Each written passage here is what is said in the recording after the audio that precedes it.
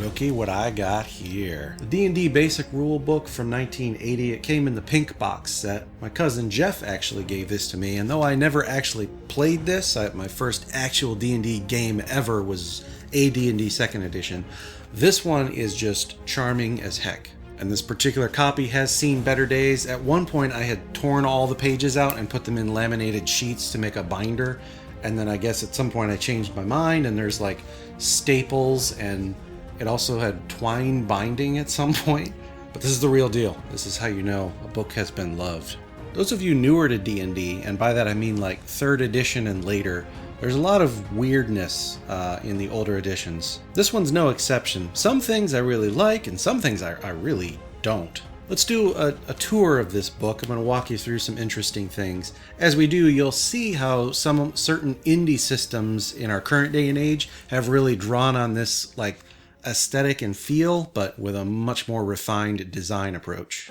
The first few bits are pretty standard fare. Table of contents, old school black and white art, with certain motifs and features that mimic what you see on the front cover as well. Got a foreword by Tom Moldvay, and an introduction, what is a role-playing game and a party and a DM and all that stuff, nothing special here. But this page here, B4, the picture in the upper right, this is what intrigued me. Something about this image captured me immediately. The crunchy, mechanical side of things. The idea that my adventures didn't have to be limited to what was on my Nintendo. And of course, the strangely shaped polyhedrals. Rolling dice is a physical activity, not a thinking one, so it forms that diegetic bridge between the game world and the real world. That's where it happens. And a whole section here explaining level. You have experience level, monster level, spell level, and dungeon level, concluding, these uses of the word level will become quite familiar to players once they have played a few games. Yeah, try explaining this to someone like non-nerd brand new to D&D in this day and age. It doesn't work. They are always confused.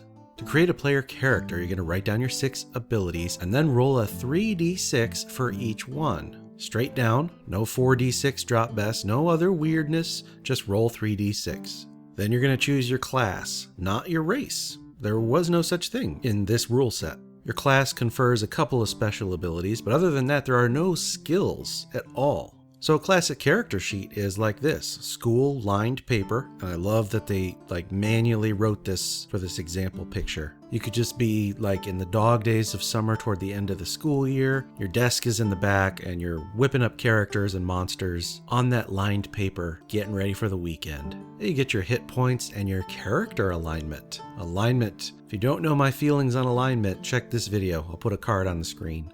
Roll a 3d6 and multiply by 10. That's your starting gold. Go by equipment, determine your armor class, and then determine your attack roll targets. It's not called THAC0 here, but it essentially is. Now each class had a prime requisite, but you can adjust your rolled ability scores. You can improve your prime requisite at the cost of some other ability. Increase your prime requisite ability by 1, but decrease some other thing by 2 points. But don't decrease that other thing below a 9. But Constitution and Charisma are never prime requisites, so they may not be raised or lowered. The other 4 can be. For your hit points, when starting out, you roll 1 hit die using the type for your class. You don't just take the max plus your Constitution or whatever. You roll a die, so you could start out with 1 hit point. Parentheses, first level characters may easily be killed in battle. As an option, the DM may allow a player character to roll again if the player has only rolled a 1 or 2. Then you got bonuses and penalties. This system presumes that you're really only interested in the dungeon crawling aspects, which I rather like. And there was no milestone or event-based experience. You calculated based on stuff you did. Your prime requisite affected how well you earned experience points. Strength affects your ability to force open doors. Intelligence affects your languages. Wisdom affects your magic-based saving throws. Dexterity helps with missile fire or ranged attacks. That pervades through today. And it affects your armor class, also true. And your initiative, still true. So, back then, dexterity was a hard hitter just like it is today. Constitution, modify your hit dice. And charisma has an adjustment to reactions and determines how many retainers you can have, as well as their morale. So you'd have these NPC followers to use as fodder when you went delving, and charisma was relevant for that. Now this I really like. Each character class has a subtitle based on what level you are. So you're not just a cleric. If you're a level 1 cleric, you're an acolyte. A level 2 is an adept, and a level 3 is a priest or priestess. Incidentally, in this book, you only go up to 3rd level. After that, you'd go to the advanced rule set. As always, clerics have the ability to turn undead, and some other classes are dwarves. It's not a race or a species, it's just a class. Same with elves. Then you got fighters, halflings, magic users, and thieves. So 7 classes to pick from. That's good, and it captures all the archetypes. Thieves' abilities were done with percentile dice, not d20 rolls, and each thing they'd try to do was very specific. You don't just say, I'm gonna do a thief thing. You're opening a lock, you're finding or removing a trap, pickpocketing, move silently, climb sheer surfaces, hide in shadows, and hear noise, I guess, is on a 1d6 for some reason. And look at this, the thief class takes half this page. As you might expect, the cleric's prime requisite is wisdom. For a dwarf, it is strength. Elves have 2, strength and intelligence. Fighters, strength. Halflings, strength and dexterity. Magic users, intelligence. And thieves, dexterity. Now for this basic set, you only have 3 alignments: law, chaos, and neutrality. And each has its own language, which sometimes includes somatic components. So this gave a way for different characters and even monsters to communicate with each other. Now, a player does not have to tell other players what alignment he or she has picked, but must tell the DM. Most lawful characters will reveal their alignment. When picking, the character should know that chaotics cannot be trusted, even by other chaotics. A chaotic character does not work well with other player characters. If a DM feels the player is not keeping to a character's chosen alignment, they may suggest a change or give them a punishment or penalty. So this cracks open the whole conversation about alignment. I don't want to get into it. Next page. Equipment. Nothing particularly revolutionary here, but you will notice that armor classes get better as the number goes down. So a plate mail and shield is an armor class of 2, whereas clothing only is a 9. Again, I don't think the word THAC0 or 2-hit armor class 0 appears anywhere in this book, but it is that. You got 20 standard languages to pick from, and when a character dies, they can give what they have as an inheritance to your next character. Again, tacitly admitting to the lethal nature of this rule set. And hopeless characters. Sometimes a player may roll up a character who is below in every ability. The DM may declare they're not suited for dangerous adventure and the player is allowed to just start over. And oh god, I love this character sheet. I love the font, which I think is Corina, and I love the filigree on the left and the right. Fantastic. Spells. This is Vancian magic. Nothing new here. You've got a number of spell slots for each spell level, and you must prepare them before an adventure begins. Now, a first level cleric cannot cast any spells. At second level, they can do 1 spell per adventure or per day if it's longer than a day. A third level cleric can cast 2 spells per adventure or day, and since they're divinely given, they don't have to be studied. They only need to rest and pray for them. So they have a choice of any spells of the same level, though it can't be changed once prepared. So that pervades through to today. For divine magic, you have access to the entire list. Arcane, you have to obtain it somehow. But all the classics are here. Cure light wounds, and later cure medium wounds, cure serious wounds. Got your detects, you've got light, protection from evil. For the magic users and elves, charm person, detect magic, floating disc. Again light, magic missile. Though in this edition, magic missile was 1d6 plus 1.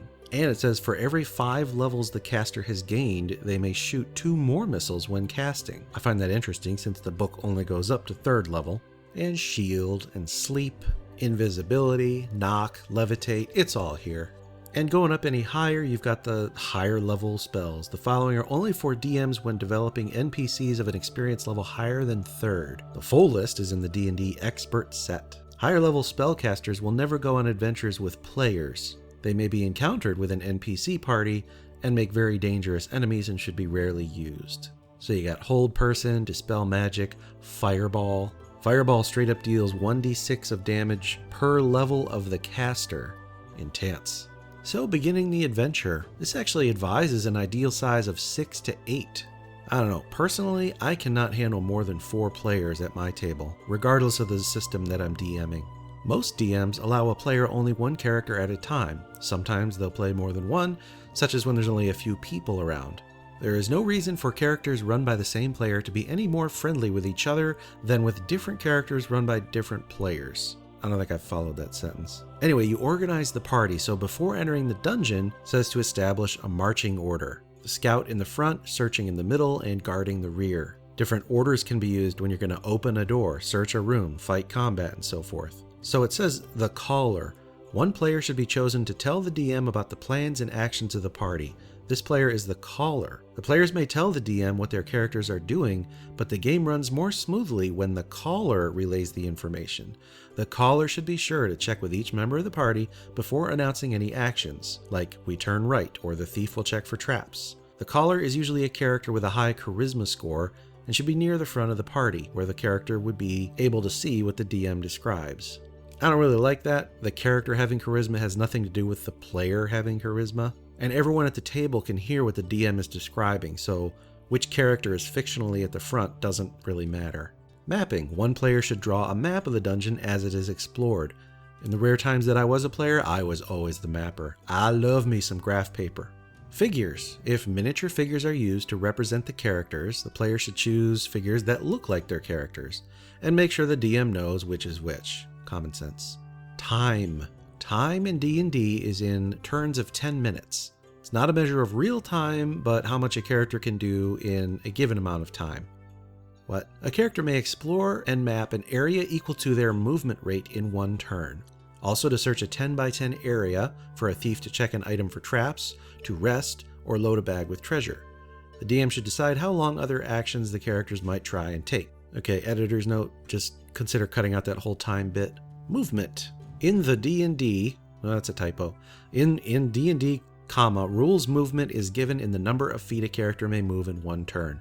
All characters can move 120 feet in one turn. So today it's 30 for most PCs. Base movement of 120 in 10 minutes may seem slow, but it assumes you're mapping carefully and searching and so on. Resting. So after moving for 5 turns, the party must rest for 1 turn. 1 turn in 6, each hour of the adventure, must be spent resting. Okay, it's the same thing. If characters do not rest, they have a penalty of -1 on all 2-hit and damage rolls until they do rest. Now that is very interesting, and it's important because whenever you rest, you have a chance of a random encounter. So this is really putting stress on the player group to be tactical about what they're doing. They need to think consciously about what they're doing on their turn, even when you're in sort of loose freeform mode, non-combat. And scale movement. If you're using miniatures, 1 inch equals 10 feet. Today we're used to that being 5 feet. Interesting. And you got a whole page about encumbrance, which I've never cared about. Some artwork on this page. Once again, playing into the lay-it motif. Light. Most dungeons are dark. A torch or lantern will cast light in 30 feet. Burns for 6 turns or 1 hour. And you have to care about who's carrying the light sources. So whoever has a hand taken up. They can't use a sword and a shield at the same time. Infravision, which we now call dark vision. You can see heat patterns you can see in the dark. You got stuff about doors, secret doors, how to listen, and retainers. Number of retainers that follow a PC is limited by their charisma score. They also need to be well treated. To hire, they must pay a fee, etc., etc., and the level of a retainer can be 0, 1, 2, 3, or higher, and of any class. You essentially create another character.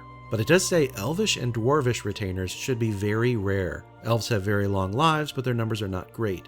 Dwarves have great lifespans, but their numbers are greater, though not as great as the number of humans. Okay. New players tend to use retainers as a crutch, letting them take all the risks. If a dungeon is very difficult, the DM should let players have more than 1 character apiece before using retainers, at least until players are more experienced. Hirelings are experts which can be hired by the characters. They are more suited to higher level campaigns and explained in the D&D expert set. So retainers and hirelings different. Traps. Dungeons often contain traps.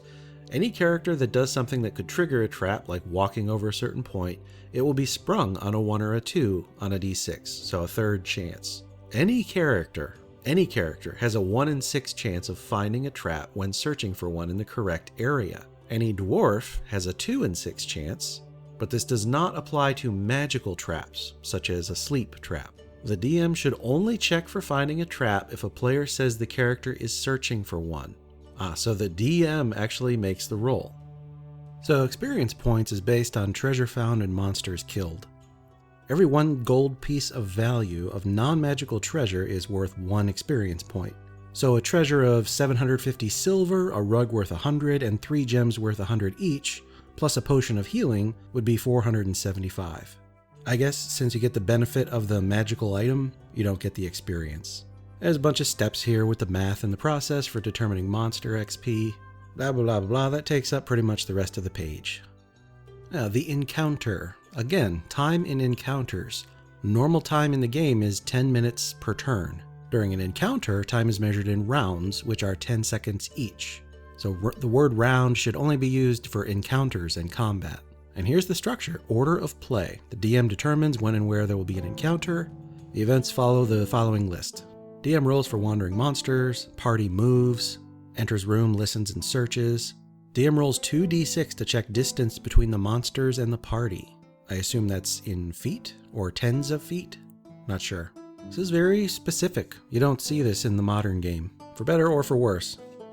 Then there's a bunch of sections about party actions and monster actions and reactions and encounter movement, running, evasion, pursuit. A surprising amount of detail for a basic rule set. In combat, each side rolls a d6 for initiative. Whichever side wins gets to act first. You do morale checks. Again, that's not a thing anymore. Movement per round. Spellcasters may not move and cast spells. Take care of all missile fire combat, take care of spells, and then take care of melee. It is considerably different than what we're used to in the modern game. For making an attack, you've got magic, melee, and ranged. Interestingly, spell attacks will automatically hit the chosen targets if within range. There is a chance that a character may escape all or part of the effects of certain spells, and this is called a saving throw. Saving throws are explained later on B26. Okay. Melee or missile fire does not automatically hit. You roll your d20, and if it's greater than or equal to the number indicated by the chart on your character sheet, the attack has been successful. And a natural 20 always hits and a natural 1 always misses. Nothing about a critical hit though. Here as a subsection directly within the combat section is how to handle oil, carried in small bottles. Burning oil will do a d8 points of damage and will last for 2 rounds. There's also holy water. It can be thrown as a missile weapon and successfully hit an undead target to do d8 points of damage. And now here we go, saving throws. These were quite different back then. You don't have a saving throw for each of the 6 attributes. You have 5 saving throws: death ray or poison, magic wands, paralysis or turn to stone, dragon breath, and rods, staves, or spells. I never understood why magic wands is different than rods, staves, or spells. Anyway, these numbers are dependent upon your class, and you use this table right here. Other than that though, it works the same. Roll a d20 and try to meet or beat the number. Then you got the 2-hit tables, which is essentially THAC0 without saying THAC0, missile fire ranges and 2-hit modifiers depending on your range, and standard weapon damage. Now morale. Monsters have a morale score. It ranges from 2 to 12, and the higher it is, the better the morale. During combat, you roll a 2d6. If the result is greater than or equal to the monster's morale, they will try to retreat or use a fighting withdrawal. If it's less than or equal to the morale score, they continue to fight.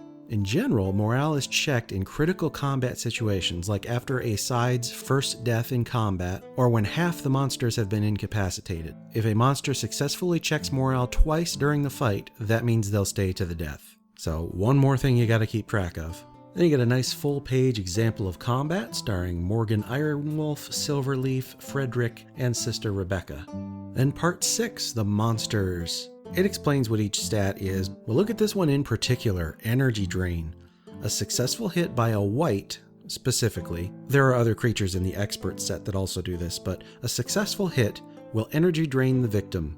Unlike other special attacks, there is no saving throw. Each energy drain destroys 1 level of experience of a character or 1 hit die of a monster. They lose all the benefits of the former level, and this effect cannot be cured. Though in supplements, there are magical ways to cure energy drain. But that is hardcore.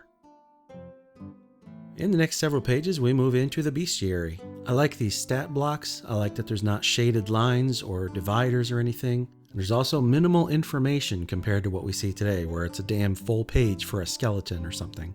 Like, I have never needed to know any of the 6 attributes of a monster. The formatting's a little inconsistent here and there, but I think that just adds to the character of the book. Here you go, this is how you handle breath weapons and their shapes. As you go on, some of these do get a little bit lengthy. Ooh, lycanthropies. That's like half a page on their own. Treasure. I mean, the tables and probabilities are different, but other than that, this is the same general process you're used to.